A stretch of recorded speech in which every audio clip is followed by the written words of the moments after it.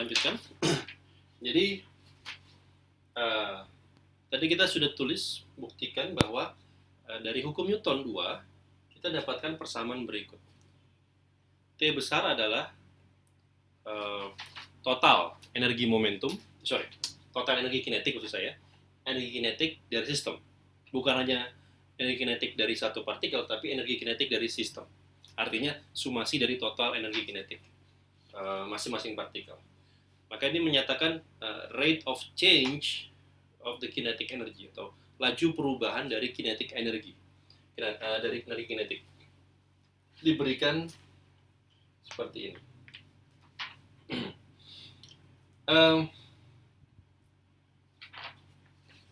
Kalau kita lanjutkan, atau dengan kata lain, kalau saya kalikan kedua ruas dengan dt, ya, dan saya integralkan, maka di ruas kiri saya punya integral dari d energi kinetik total, yang tiada lain daripada selisih energi kinetik. Saya akan namakan notasinya, saya gunakan, katakanlah, untuk membedakan saya gunakan begini, integral dari ini, dari TA sampai TB. Ya, di ruas kiri ini, di ruas kanan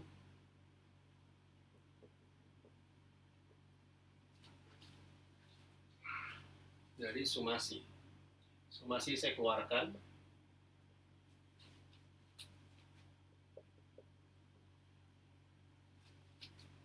Oke.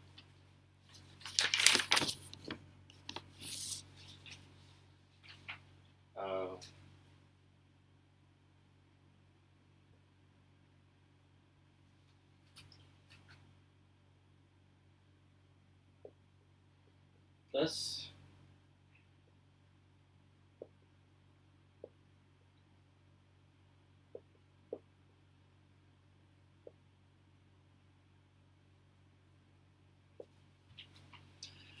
di ruas kiri hanyalah T pada A, saya namakan B dikurang T. Selisih energi kinetik dari waktu TA dan TB. Di ruas kanan, nah ini kita sedikit butuh mengelaborasi lebih jauh. Oke, tapi mungkin saya tulis seperti ini aja ya. Saya pisahkan saja integralnya.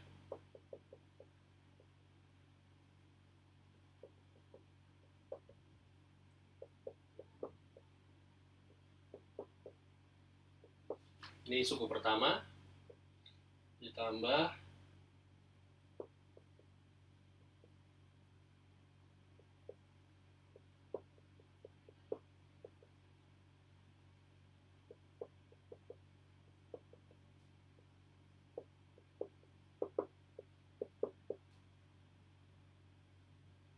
ini integral suku kedua. Jadi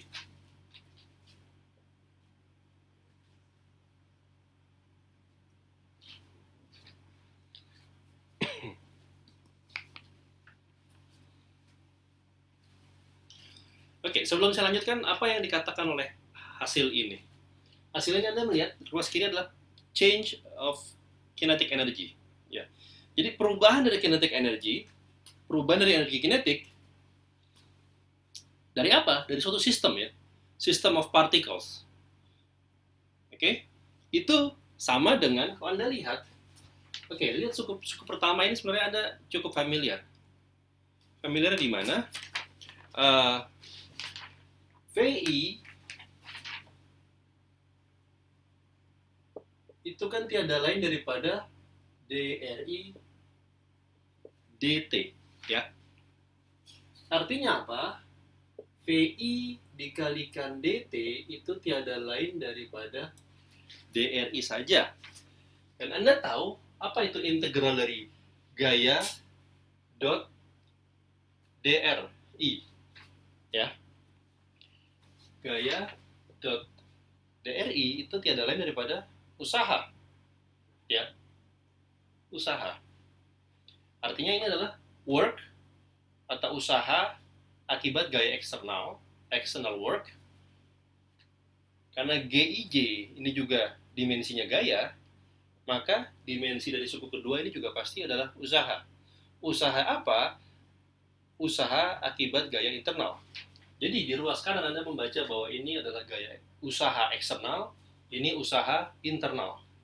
Artinya perubahan energi kinetik dari sistem itu diberikan oleh total usaha, baik usaha eksternal maupun usaha internal dari sistem. Nah, kita perlu membahas masing-masingnya. Saya akan membahas yang suku pertama dulu. Suku pertama lebih mudah, artinya external work.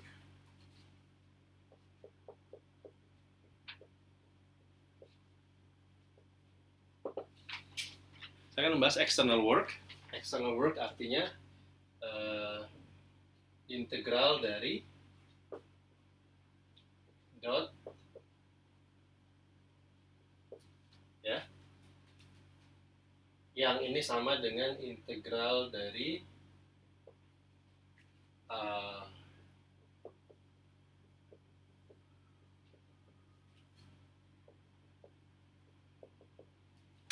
ini artinya apa? Ini artinya external work bagi satu partikel dalam sistem.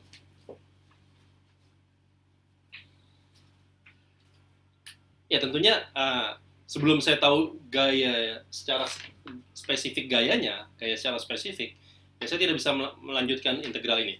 Tapi kalau saya asumsikan bahwa katakanlah gaya eksternalnya adalah gaya konservatif, ya, jika dia konservatif, maka saya punya hubungan sebagai berikut. Ya, ingat, berarti V adalah energi potensial dari sistem. Ya, kalau gayanya konservatif. Jadi ini V untuk partikel ke I. Saya hapus.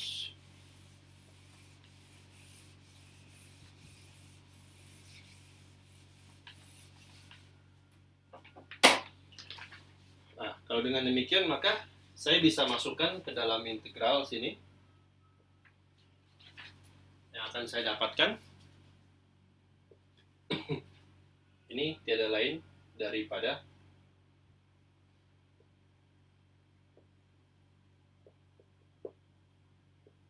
dot DRI. Anda bisa tahu dengan mudah integral ini dapat ditulis dalam bentuk dVi.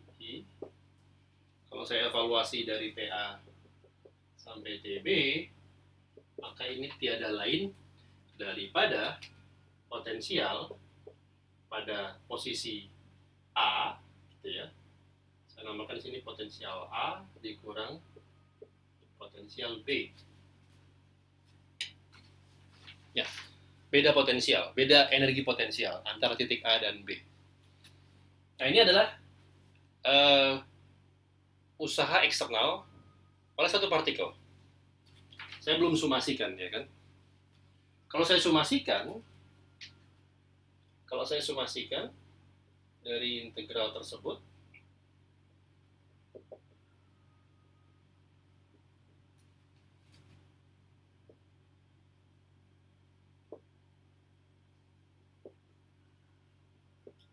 maka saya dapat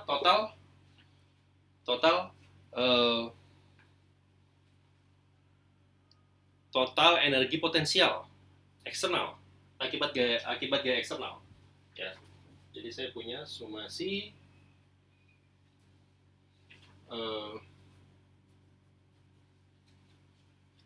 di sini ada I. Saya mungkin ganti notasi ya. Ini mungkin untuk memudahkan seperti ini. Ini ada pada titik A dikurang V I pada titik B. Sehingga kalau saya sumasikan pada I dari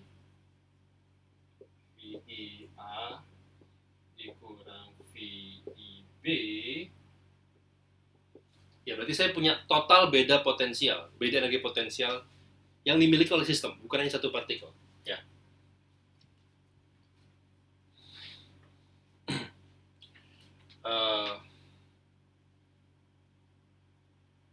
Apa ya notasinya, mungkin saya tuliskan. Notasinya mungkin saya tuliskannya seperti ini ya. Psi A dikurang Psi B.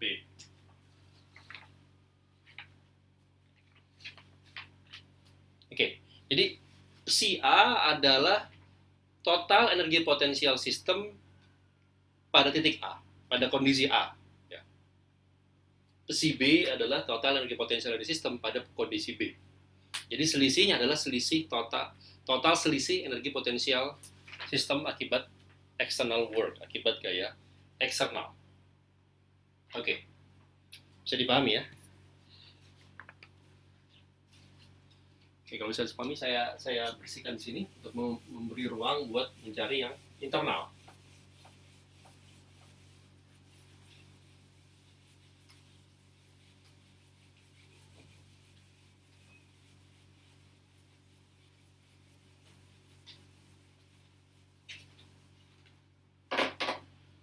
Sekarang internal work-nya.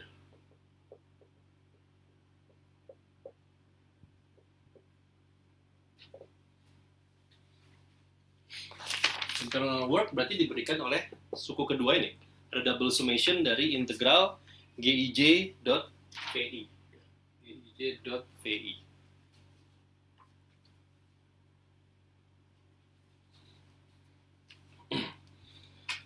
Nah, sama. Saya harus mengambil asumsi di sini bahwa interaksi internal atau gaya internal yang bekerja antar partikel itu sifatnya konservatif. Ya. Agar saya bisa menyederhanakan bentuk suku ini. Kalau saya asumsikan G konservatif sama seperti F, maka artinya apa?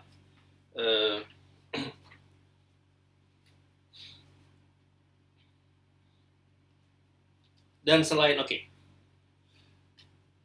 selain konservatif, saya juga akan asumsi, ini asumsi yang sebenarnya berkaitan ya antara konservatif dan gaya sentral. Saya akan mengasumsikan bahwa G ini, gaya internal ini adalah gaya sentral. Dan ini bukan asumsi yang berlebihan, karena ya baik gaya gravitasi maupun gaya Coulomb itu kan gaya sentral ya. Dan keduanya interaksi internal atau gaya internal antar partikel dalam suatu sistem. Jadi saya rasa cukup beralasan kalau saya asumsikan GIJ ini suatu gaya sentral yang artinya konsekuensinya kalau dia adalah gaya sentral, saya bisa tuliskan dia sebagai suatu fungsi. Saya namakan fungsinya fungsi HIJ, fungsi skalar, di mana fungsi HIJ ini hanya bergantung pada vektor posisi RIJ. Ya, artinya fungsi HIJ ini hanyalah fungsi radial dari jarak antar partikel. Dan saya punya arah gayanya paralel dengan vektor posisi antar partikel RIJ. Jadi ini adalah gaya sentral, dan karena dia gaya sentral maka dia konservatif.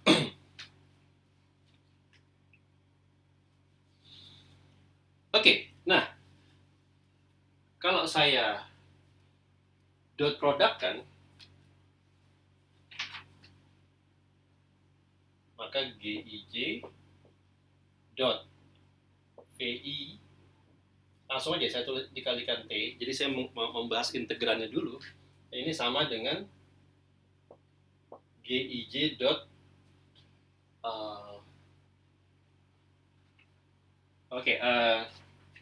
atau saya biarkan dulu tanpa DT. Nah, lihat, tinjau integrannya seperti ini.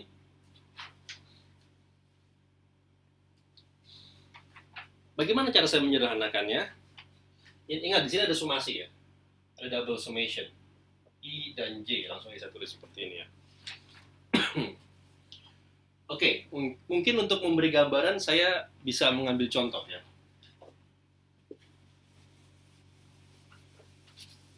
Misal pada kasus 3 partikel seperti yang tadi kita bahas di awal, saya punya 3 partikel, P1, P2, P3, maka ada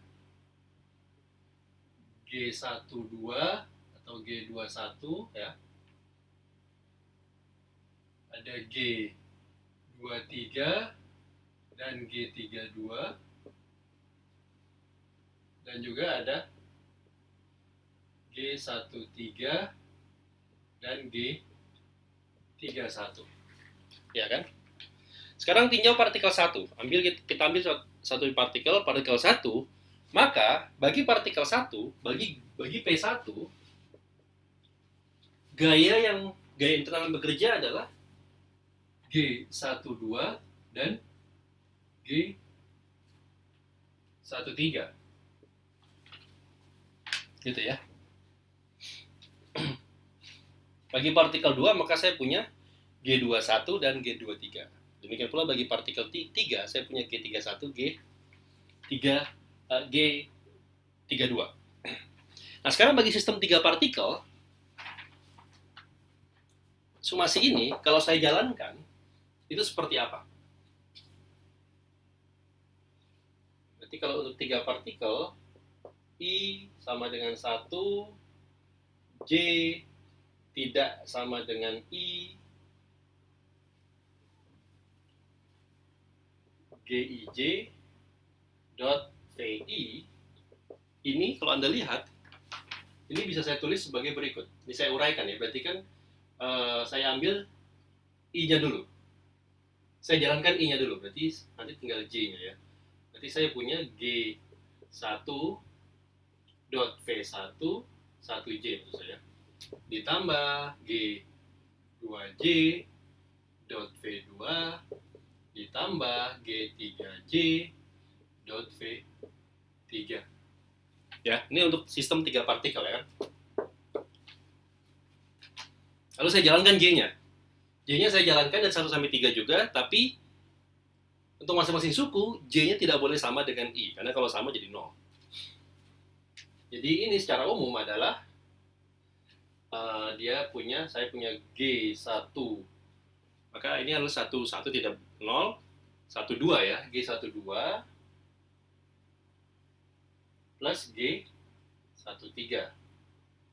Keduanya didotkan dengan V1 ditambah suku kedua G2J, maka ini ada 2 1 plus G23 didotkan dengan V2 ditambah G31 berarti ditambah G32 didotkan dengan V3.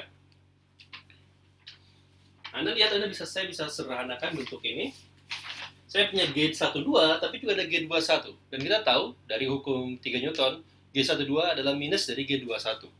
Maka saya punya G12 dikurang G12 dot V1 ya kan, dikurang G12 juga dot V2, atau dengan kata lain saya punya G12 didotkan dengan V1 min V2. Sama, saya punya G13 dan G31. Maka saya bisa sederhanakan menjadi G13 dot V1 min V3. Dan seterusnya, saya punya G23 dot V2 minus V3. Ini hasil yang saya dapatkan. Anda bisa ekstrapolasi untuk lebih dari 3 partikel ya.